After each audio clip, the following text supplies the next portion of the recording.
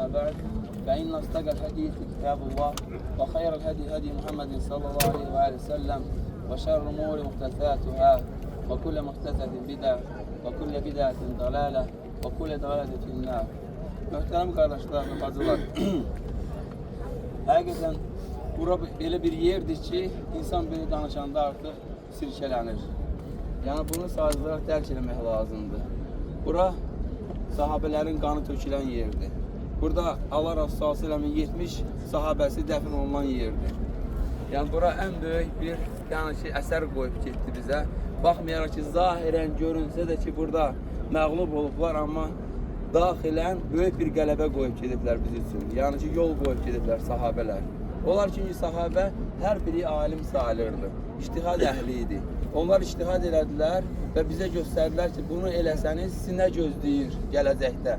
Yəni Allah Resulü s.ə.v-in sözündən çıxsanız, onun qoyub getdiyi yoldan çıxsanız sizi nələr gözləyir, həm bu dünyada həm axirətdə.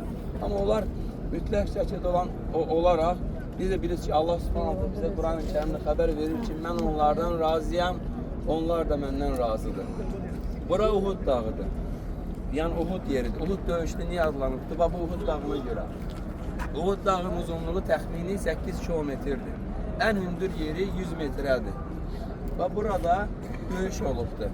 Bax, Allah Resulü s.ə.v oradan heç bir təhlükə gözləmirdi. Allah Resulü s.ə.v təhlükə gözləyirdi, bax buradan. Buradan təhlükə gözləyirdi. Bu da ki, bu döyüşdən qabağa Ayneyn adlanıbdır. Ayneyn dağı. Ayneyn nə deməkdir? İki göz deməkdir. Yəni bu, bura hündür olubdur. Sadəcə insanlar əsrlər çəkdiklə cahiliyyət rüzbatından daşıyıblar. Hələ gəlib bir dənə daş götürsən, belə təsəllin 14 əsr ərzində dağ artıq düşüb nəzər səviyyə aşağı. Bax, Peyğəmbər s.ə.v artıq bilir ki, müşriklər çıxdığı hardan? Məkkədən. Təxmini hicrətin 3-cü ilində olubdur və Şavval ayında olubdur. Çox böyük ehtimal ki, hətta sahabələr belə oruz olublar. Məsələn, biz indi burada durmağa deyirik ki, dayanamırıq, heç devam deyək. Oruzda olan şəkildə gəliblər bura döyüşə. Düz demək, nəyə görə? Allah Resulü s.ə.v-in yanında olmağa görə. Bugünkü gün bizə din çatmaq səbəbi odur, onların belə olmaqları. Deməli, Peyğəmbər s.ə.v birinci qərar verir ki, sözsüz ki, nə edir? Müşavirə olur. Sahabələri çağırır, müşavirə üçün ki, döyüş üçün nə inəyək? Və Peyğəmbər s.ə.v o qərarda idi ki, çıxmamağa Mədinədən. Yəni Mədinədən yəndə Peyğəmbər s.ə.v məscid ətrafından. Təxmini oradan bura 5 kilometrdir. Amma sahabələr deyirlər ki, çıxaq. Artıq qərar verəndə Peyğəmbər s.ə.v gedir və döyüş geyimini geyinir. Peyğəmbər s.ə.v çıxanda görürlər ki, 2 dənə zirəng geyinibdir. Əslən bir dənə geyinilir, 2 dənə. Artıq sahabələr başa düşürlər ki, döyüşün nə dərəcədə şiddətli olmağını. Yəni nə dərəcədə şiddətli olmağını başa düşürlər ki, Allah Resulü s.ə.v belə geyinibdir, hazır ona. Və artıq sahabələr deyir ki, ey Allah'ın elçisi, bəs biz döndük fikrimizdən qalaq. Peyğəmbər s.ə.v deyir ki, bir Rasula, bir Nəbiyə yaraşmaz artıq döyüş geyimini geyinəndən sonra onu çıxartmaq. Və çıxırlar, təxmini 1000 nəfərə yaxın olurlar. Çıxırlar, bura yaxın bir yerdə artıq gecəliyirlər, məğriblə nişanı birləşdirirlər. Orada da ki, təsəllin münafiqlərin başçısı və özünə tabi eləyir təxmini 300 nəfəri. 300 nəfər dönürlər. Yəni, 300 nəfər qaydırlar dağla. Qalırlar nə qədər? 600-dən 700 arası. 3000 nəfərə qarşı. Və gəlirlər bura, Peyğəmbər s.ə.v artıq döyüşün qaydasını deyir təxmini olaraq.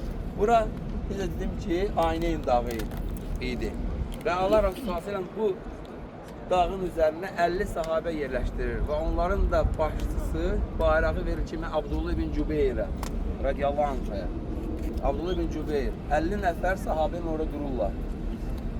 Və Peyğəmbər s.ə.v-dəki bu arxaları bu tərəfə, yəni dağ tərəf. Dağdan heç bir təhlükə gözlənir, bax buradan. Döyüş başlayır, yəni qısa olaraq danışıram.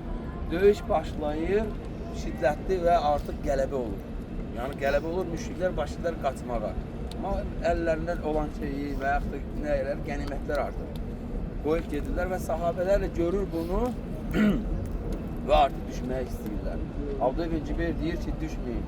Allah Resulü s.ə.v-in sözündən çıxmayın və onlardan 40 nəfər düşür. 10 nəfər isə Abdullah bin Cübeyrə tabi olurlar, düşmürlər. Qalırlar elə orada. Dağın üzərində Peyğəmbər s.ə.v-in sözündən çıxmırlar. Bu halda da artıq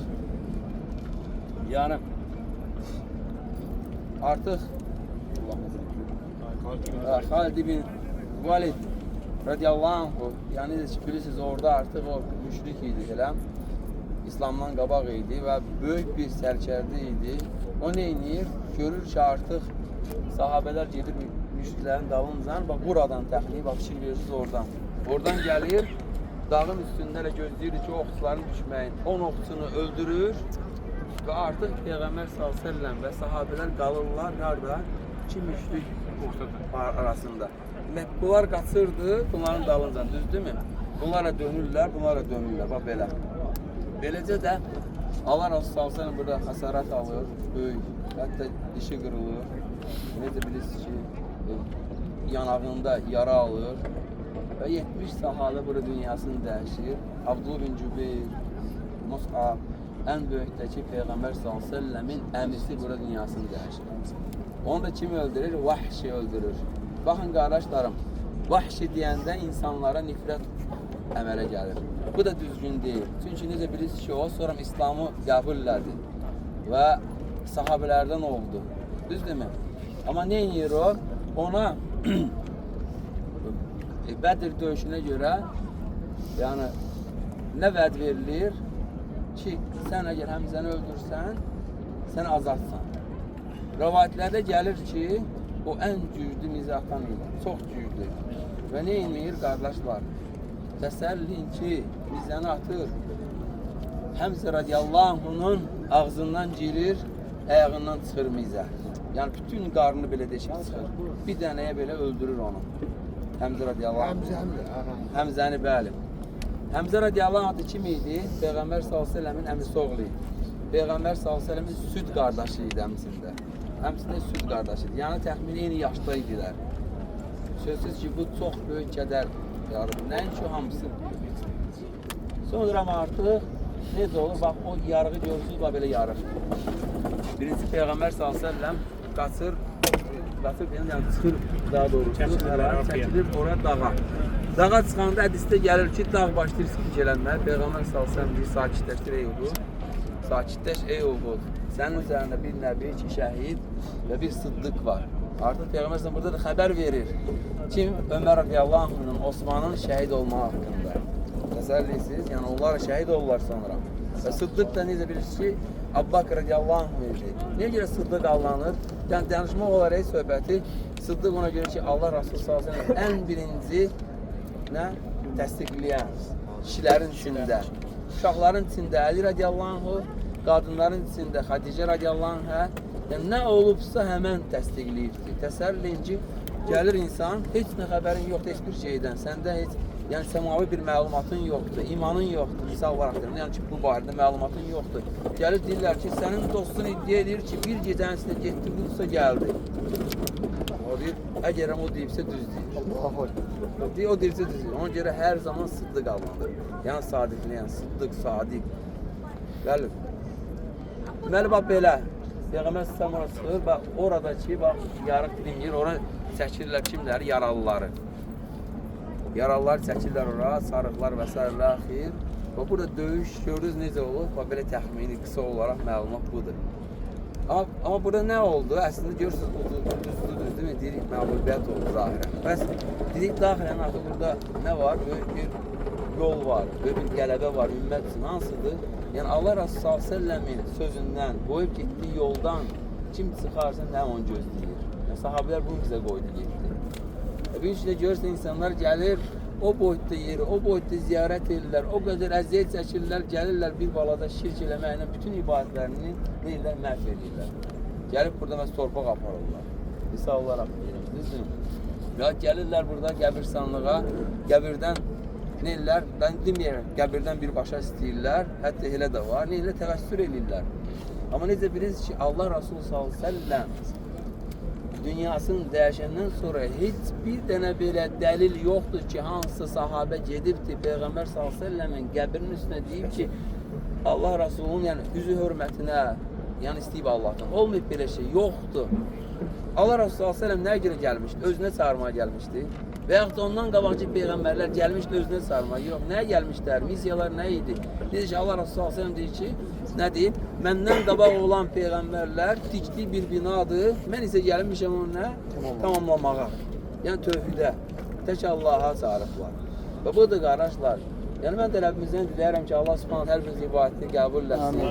Allah Subhanahu taala yəni sizlərə, bizlərə, hər birimizə bir neçə dəfələr bura gəlmək nəsib eləsin. Amin. Və Allah Subhanahu diləyirəm ki, bizim millətimizə, xalqımıza hidayət versin. Amin. Allah Subhanahu bizim ölkəmizə gələn bəlaların qarşısını alsın. Amin. Allah Subhanahu taala kimsə bizim ölkəmizə, başçımıza hilələr qurur, Allah Subhanahu özü onun qarşısını alsın. Amin. Və Allah Subhanahu kimlər ki xəstədir, kimlər çətinlikdədir, Allah Subhanahu onların çətinliklərini, xəstələrinə şəfa versin. Amin. Allah daha doğrusunu bilir. Yəni çalışın ki, qardaşlar, və budur. Yəni ki, ibadətin qəbul olması üçün iki şərt var. Biri nədir? İxlas. Yəni sırf Allah üçün olmalı. İkinci nədir? Allah Resulü s.ə.v elədiyi kimi olmalıdır. Ola bilir görürsən ki, hansı insandır, heç ixlasında belə şübhən yoxdur. Deyə bilmərsən ki, bu Allah üçün eləmir. Gecə gündüz özünü yorur, min rükətlərlə namaz qılır, minlərlə zikr edir, amma Allah Resulü s.ə.v eləmədiyi bir şey. Deməli nədir bu? Yoxdur. Putdur, yoxdur etmə. Və yaxud da əksinə, elə insan var, görürsən, elm üzərindədir. Bilir məsələn, Allah Resulü s.ə.v verir və eləyir, amma nədir? İnsanlara göstərmək üçün edir. Bu da yoxdur, yəni Allah üçün olmadı artıq. Ona görə, hər bir ibadətin iki ölçüsü var. Nədir? Qoy tərəziyə. Fərqi yoxdur. Qoy tərəziyə, gör, Allah üçündür və Peyğəmbər s.ə.v elədiyi kimidir, bil ki, onda Allahın izni inşallah yəni qəbul olacaq. Əgər bu ikisi yoxdursa, onda heç özünü yorma. Allah daha doğrusun bilir, Allah bizə istifadını eləsin. Burada da ki, varid olan şey nədir? Orada elə yazılıbdır, bu ərəb dilində yazılıb, başqa dillərdə yazılıb. Adi qəbirstanlığa girərkən edilən dua, zikr yəni. Onu eləyirik, sürtarı getdi Allah'ın izniyle. Bir də ki, bir şey qeyd edeyim ki, təxmini 40 il sonra buranı su basır. Su basır və sahabələrin hamısı çıxır üzə. Çıxır üzə və ravilər hətta and içir ki, onların belə qanları belə qurumamışdı üzərində olan. Yəni qurumamışdı onlar. Yəni tam şəkildə, yəni əlhəmdülillah Subhanallah görürsünüz, yəni necə yəni şəhidlər olur. Və sonra isə bu vahşi dedim, onu da bir dənə qeyd edeyim. Biz də görürsünüz dində Allah Resulü s.ə.v ən yaxını öldürür, düzdürmü? Yəni həm oğlu, həm süd qardaşı, həmçindəki ən çox yəni ki onu müdafiə edənlərdən biri idi ilk İslamda. Amma sonra deyir o vahşi ən şərri insanı öldürür. Yəni özünü Peyğəmbər s.ə.v-dən sonra Peyğəmbərlik iddiası eləyəni öldürür. Elə mizinlə öldürür. Qəsd eləyir o daxildə. Yox, öyle bir şey yoxdur. Allah bilir doğrusu. Yəni qardaşlar belə həmçində Seyfullah adlanan Xadimin Valid o da İslamı qəbul edir əlhəmdülillah və böyük sərkərdə olur. Çox böyük faydalar olur İslam üçün. Çox. 3000 ordu ilə 100.000 orduya qarşı çıxır və itkisiz qaytarır. Böyük bir də qələbədir. Başa elə belə deyil. Allah. Yəni o da bir başqa bir mövzuda danışılsın. Yəni Allah bizə istifadəni eləsin. Allah Subhanahu günahlarımızı bağışlasın. Allah razı olsun.